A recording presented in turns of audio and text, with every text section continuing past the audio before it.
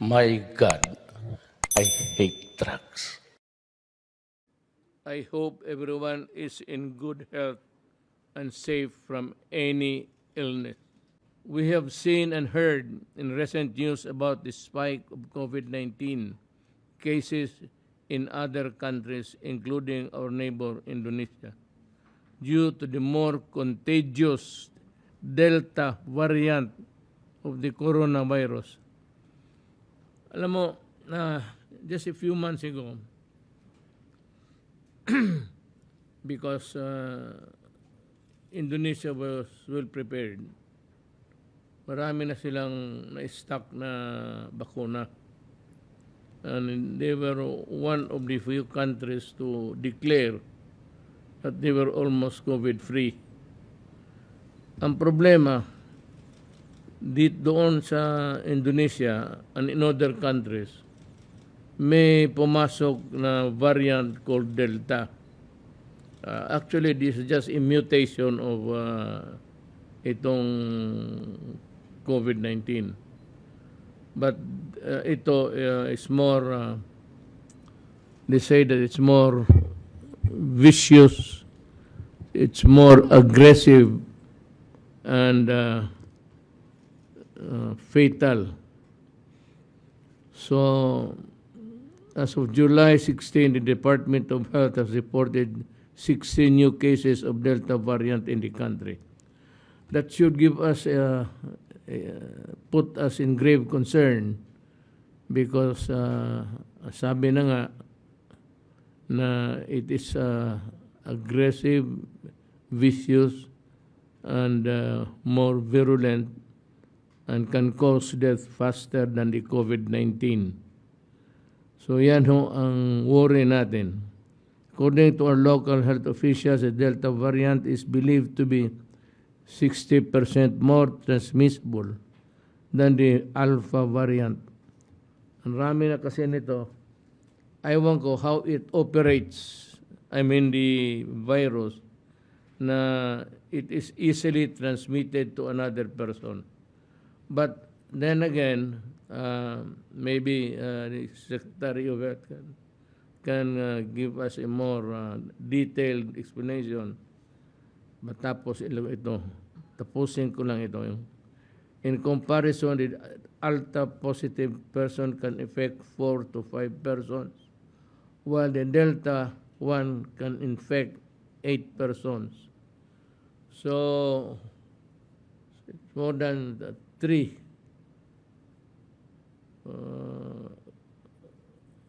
5, ito, 8. So may 3 talaga. 8%. So the reported local cases in the country is a cause for serious alarm and concern. Again, it's redundant, but still it's good as any warning that can be given to the people. We may need to reimpose stricter restrictions to avoid mass gathering and prevent super spreader events. Now, it is not only Indonesia, tinamaan uli ang Korea at Taiwan. Sila yung nag-lockdown kasi pumasok nga itong variant na Delta. I hope that our existing infrastructure in dealing with the problem of COVID-19 can cope up. Depende kung the vaccines for COVID-19 can be as effective in dealing with the virus Delta. Pagka nandito na, sakali man it will spread, I hope it will not, then we'll have to go again to stricter measures. We are not the only one. And also tinamaan ng Delta UK. Balik rin sila sa dati. I urge the DILG and the PNP to implement existing protocols with greater urgency and necessity. It is only by imposing these restrictions that we can fight the threat of Delta variant. Now, remember that the reason why the security forces of the government are very strict, it's not because they want to be strict and they want to make it hard for the people to move. Rather, they are strict because they want to protect the country from a very contagious disease and maybe cause more deaths, more than the lives that we lost in the past.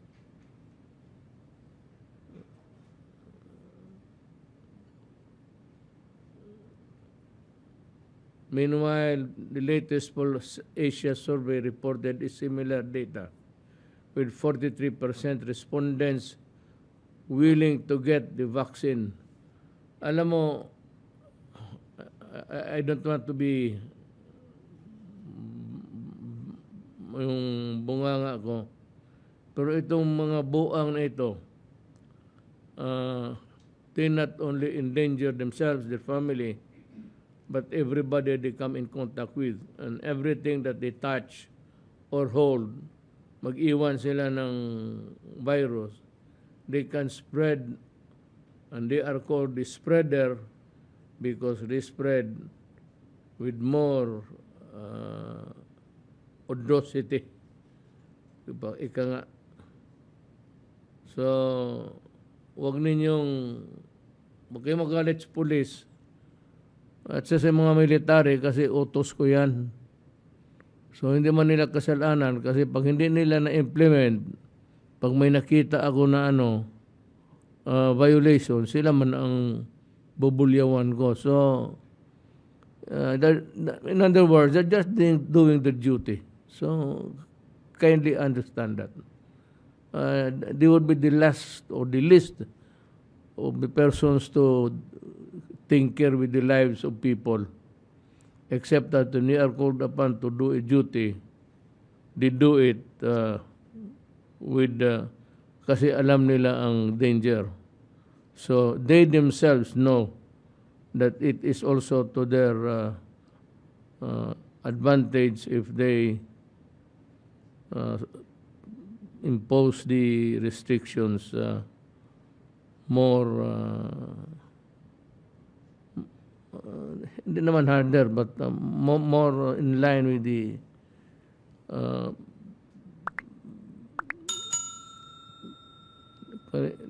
the regulations of government. I ask our national and local workers to heighten their vaccine information and education campaign to further increase on vaccines. Alam mo the importance of vaccines.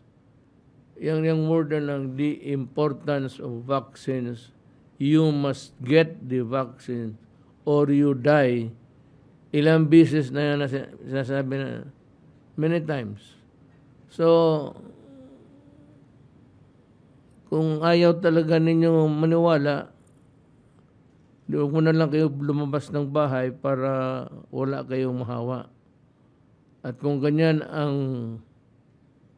if that is your state of mind, actually, to me, you are antisocial. Para kang galit sa tao. You are antisocial. Because in face of the danger confronting you and knowing fully well that it is really dangerous, you choose the path of least resistance by just not getting the vaccine at all. Ito yung gusto ko.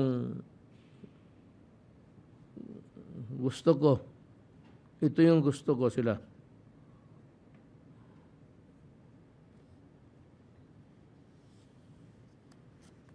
vaccines lang ito talaga.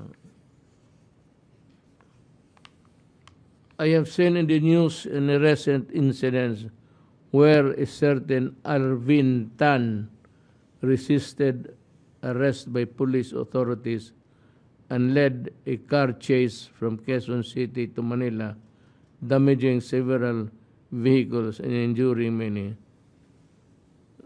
Tinitingnan ba ninyo ito? Have you had the opportunity to bring him to a facility where he can be tested if he is free of drugs? Also reported was a certain Franz Orbos who allegedly assaulted cops and traffic enforcers in Muntinlupa after getting apprehended for his parked vehicle that blocked traffic along Susana Heights. Well, unang-una po, patuloy pa rin ang ating mga symbolic vaccination sa iba't ibang sektor ng A4 at dinadaluhan pa rin po natin yan. No? At kasama po dito sa ating mga dinaluhan ay yung pagbabakuna ng mga frontliners. Unang-una po muna yung pagbabakuna po ng private sector. Ito po yung Federation of Filipino-Chinese Chamber of Commerce and Industry. No? Sila po yung unang-unang nakatanggap ng delivery ng Sinovac na ang ginamit po ay yung tripartite agreement. So sila po yung pinakauna pa rin na pribadong sektor na nakatanggap actually ng bakuna sa pamamagitan po ng ating tripartite agreement. At nangyari po itong pagbabakuna nila sa Hope Christian School sa Binondo, Manila po. No? Nakakagalak naman po dahil nakita ko nung nagbabakuna doon sa Chinatown na karamihan na nagpababakuna ay mga empleyado po ng mga maliliit na negosyo dyan po sa Chinatown. No? Ito po ay naganap ng July 14, 2021. Kasama po dyan sa larawan yung presidente po ng Filipino-Chinese Chamber of Commerce na si Henry Lim Bogyong. Next slide please. Ito pa po yung mga larawan doon sa Federation. No? Next slide please. Nanggaling din po tayo sa isang Taguig Bakuna Nights. No? Ito po yung kumbaga gimmick po ng mga LGUs na bakunahan yung mga nagtatrabaho sa araw. So hanggang alas 12 po ng gabi sila po yung nagpapabakuna. At dito po sa Taguig, maganda po yung kanilang bakunahan sa isang mall po ng Ayala.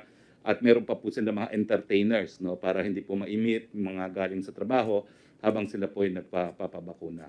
Wala po kasi dito si Secretary Tugade, pero kanina po nagkaroon po ng magandang balita. Itong ating Philippine Coast Guard po ay nagpaalis po, no, ng isang Chinese naval warship po. No? Challenge po nila itong Chinese naval warship nito sa Marie Louise na within the napakalapit po sa El Nido. No? Ang istorya nga po, yung ating Coast Guard vessel po ay pabalik galing sa kanyang paglalayag sa West Philippine Sea. Papunta po siya sa Palawan kung saan siya po nakadock at dito po niya nakita itong Chinese naval vessel. No? At bagamat it was I think the first time na nagpaalis siya ng naval vessel, wala naman pong insidenteng nangyari. Nagresponde naman po yung Chinese vessel, umalis doon sa lugar. No? At sinugurado po ng ating Coast Guard na nakalabas na talaga ng exclusive economic zone bago po bumalik sa Puerto Princesa. Now, for your information, Mayor po, no, itong ating Coast Guard vessel pong ito ay hindi po ito yung kauna-unahang pagkakataon na nakapagpaalis po siya ng mga dayuhang mga barko sa EEZ natin. No? Itong BRP Cabra po, bago po itong insidenteng ito, ay nagpaalis din ng 5 Chinese ships at 2 Vietnamese vessels doon din po sa lugar ng Marie Louise Bank. So I'm sure po at the right time, mabibigyan po natin ng recognition yung ating mga nasa Philippine Coast Guard. But I have, on your behalf, congratulated the men and women of our Philippine Coast Guard for a job well done. Next slide. Kanina po ay nag-interview lang ako. Ang tanong, itong pagpapaalis daw po ng mga foreign ships, ito ba daw po ay marka na nagbabago na tayo ng pulisiya? Ang sagot ko po, never po nagbago ang pulisiya sa ilalim ng inyong administrasyon. Ang sinabi po natin, wala tayong teritoryo na isusurrender at babantayan po natin kung anong atin. Ang pagbabago lang siguro ay meron na tayong bagong kakayahan sa hanay po ng Philippine Coast Guard na bantayan nga po kung ano yung atin. No? At ito po ay dahil sa modernization program na pinursu po ng inyong administrasyon. hindi lang po sa Hubong Sandatahan but importante rin sa Philippine Coast Guard. At lastly po, I just got a notice by way of final report. No? Ang notice po ay, anyway, sa susunod ko na lang po i-report yung isa pang development na decision ng Korte Suprema that would have a substantial impact on our tax collection. Kausapin ko po muna si Customs Commissioner at saka si Secretary Dominguez before I report it to you. No? It's a decision of the Supreme Court na kakalabas lang po, mainit-init pa. I think it came out today on the internet. So I think I will discuss it first with Secretary Dominguez and Commissioner of Customs. At mamaya po, Is it in favor of government? Or? in favor po, this could contribute to what is probably our biggest, largest customs collection. Ganun kalaki po ito. And this, nabanggit nyo na po ito sa isang public address niyo. This is concerning alkalite. Yung alkalite na hindi po siya nagbayad ng excise tax, samantalang ang common meaning po ng alkalite is unleaded tax. So, this promises to be our one of the largest success stories po as far as customs collection is concerned. Yes, mag-segue ako dito sa ano. Because I saw the gray ship dito pinakita natin sa screen. Hindi man Coast Guard siguro yun. I think it's really a warship. I'd like to ask Secretary Lorenzana, why is it that in many occasions, the latest one was yung kanina, but previously, we had about 2 or 3 incidents which we drove away the Chinese vessel.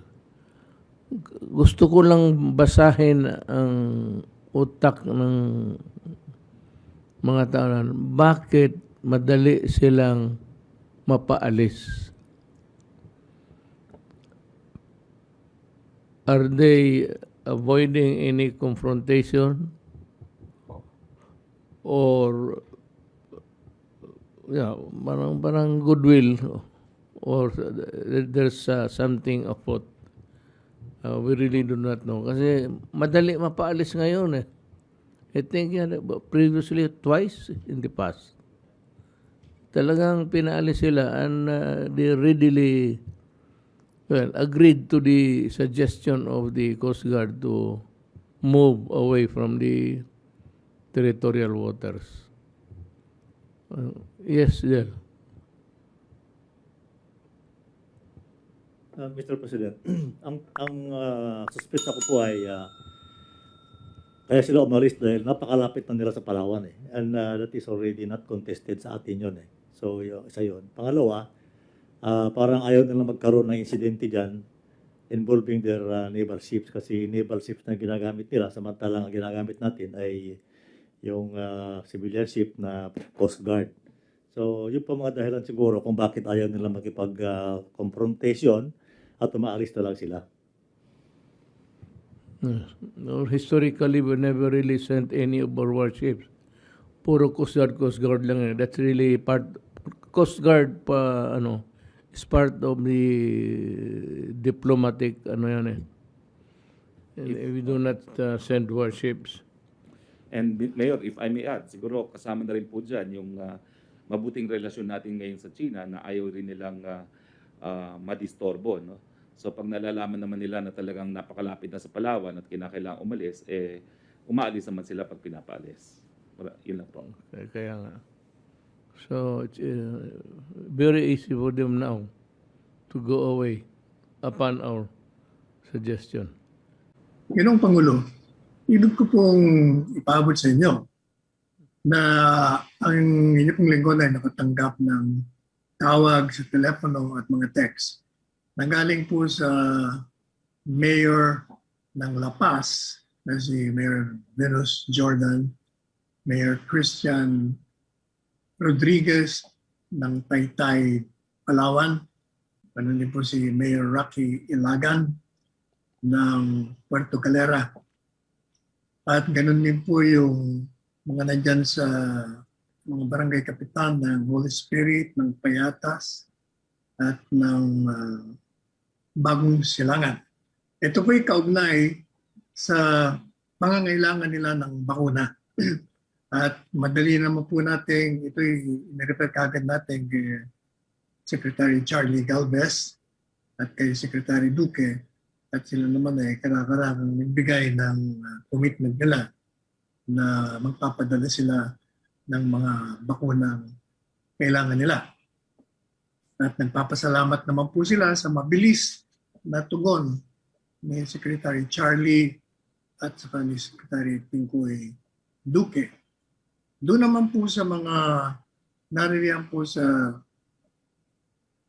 Tumana at saka dito po sa Tumana, Marikina at ganoon din po sa Bagong Silangan.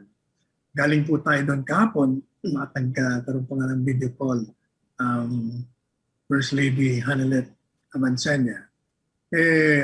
Inilabas po nila ron ang kanilang suliranin sa Tuwid-Tuwina at yung pagkabaha ng kanilang lugar. At katunayan, doon po sa covered court na pinunta natin kung saan nagbigay tayo ng mga ayuda galing sa mga kaibigan natin, maliban pa sa mga ayuda galing sa pamahalaan. May mga nakatira po doon sa tent at matagal na po sila ron.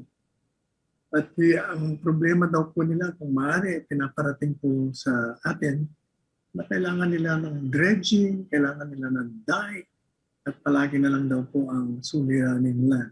At talaga namang nagagambala ko sila dahil yung pagbumaha ang Marikina River, talagang yang nandyan sa Bagong Silangan, dyan sa Tumana, Marikina, talagang nalulunod ang mga bahay at mga tao. Kaya pinaparating naman po kagad natin kay Secretary Mark Villar at sa mga iba pang ahensya ng gobyerno upang tugunan at nangako naman po sila na gagawa sila ng paraan. Now, kaugnay naman po dito sa nagiging suliranin po natin ng Delta variant.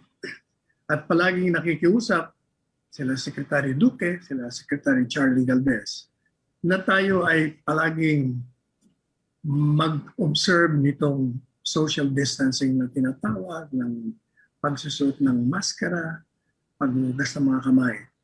Now, meron po akong isang paksa ng Pangulo na bilang inyong Chief Presidential Legal Counsel, bilang punong abogado na nagbibigay ng payo sa batas, hindi ko po maaaring palampasin ang isang pahayag ng dating naging Ambassador Alberto Del Rosario, kung saan siya po ay nagpapalipad ng akusasyon at lumilika ng intriga ng kasinungalingan laban sa inyo kaugnay sa inyong pagpapanalo nung nakaraang halalan ng 2016. Sang-ayon po sa kanya, siya ay nakatanggap ng impormasyon kung saan yun daw pong halalan ng 2016. Ito'y nagkaroon ng pagtulong at pagtanggap naman ng tulong ng suporta sa inyong pagkandidato galing sa dayuhan. Unang-una, yung pong sinasabi ni Ambassador De Rosario, sang-ayon sa kanya, natanggap niya ito noong pang panahon ng halalan. Bilang public officer, isa pong tungkulin niya na ito'y ilantad niya, ibulgar niya, sapagkat ito'y labag, hindi lamang sa batas, kung hindi sa saligang batas.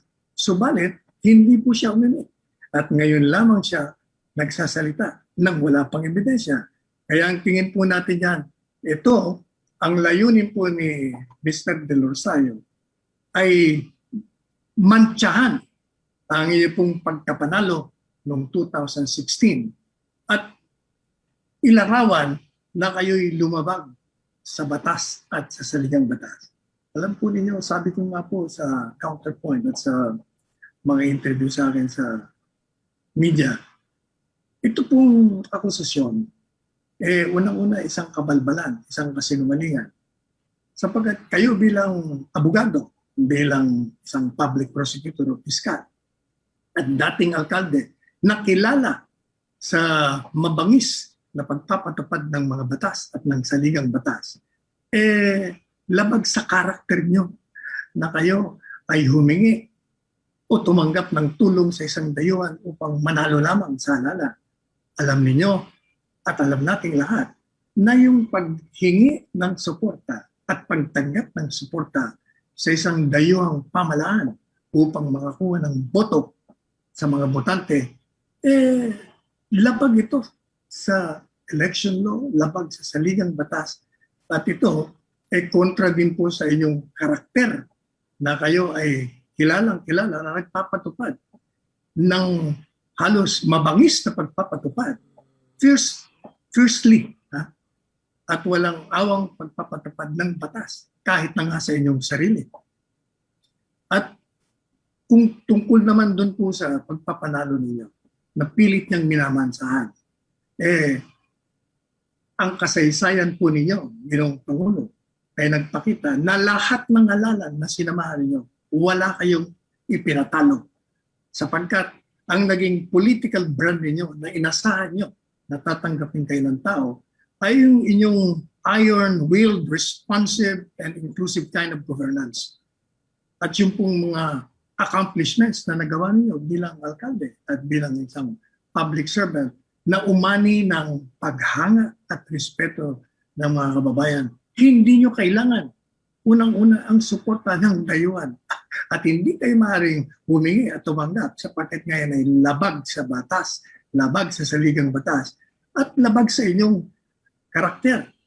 At dahil nga po diyan sa paghanga sa inyo ng sambayanang Pilipino, kayo'y nakakuha ng pinakamataas na margin, which is unprecedented sa kasaysayan ng ating bansa. Tandaan, sabi ko nga po sa kanila, ni ayaw nyo nga tumakbo sa Panguluhan. At kaya lang kayo napilitan tumakbo na gusto nyo na mag-retiro ay sapagkat talagang hindi matatanggihan ang nagdadagundong na pagnanais ng sambayanan at ang inyong pagtanggap sa tinig ng bayan at sa mga itinakda ng mga Diyos ng tadhana. Kaya po kayo nanalo. Ito naman po si Mr. De Rosario. Kung totoo na nakatanggap siya ng ganong informasyon, dapat siya bilang public servant, sapagkat dati po siyang ambassador mo, kayo ay dati siyang secretary ng DFA. Kaya dapat matapos na ibunyag yun, inusin po kayo kung totoo yung sinasabi niya. Pero hindi niya po ginawa yun. Bakit niya hindi ginawa? Ang sagot po doon ay kasing liwanag ng sikat ng araw na ang kanyang layunin lamang ay magpakalat ng kasinungalingan. Pareho ng mga kasinungalingang ikinakalat niya kaugnay naman sa West Philippine Sea laban po sa inyo.